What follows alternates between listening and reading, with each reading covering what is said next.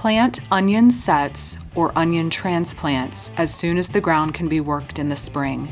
Onions prefer well-drained soil, high in organic matter, and plentiful, consistent moisture. Plant onion sets or transplants about 1 inch deep and space it 2 inches apart for smaller bulbs or 4 inches apart for larger bulbs, in rows 12 to 18 inches apart. Onions will benefit from a side dress of fertilizer. Apply at transplant and again at mid-season. As plants reach full size and are nearing harvest, taper off water and avoid watering in the 2 weeks prior to harvest.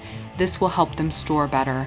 Onions are ready for harvest when the tops begin to fall over and bulbs have reached mature size. Pull up the bulb, leaving the stems and leaves intact, and spread out in a single layer in a protected area to dry. Mild or sweet onions, grown for fresh use, should be used as soon as possible.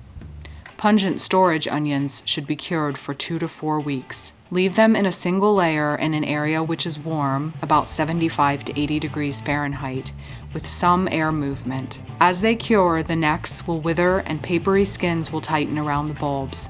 Bring onions indoors and store in a container with good ventilation in a location which is cool and dark.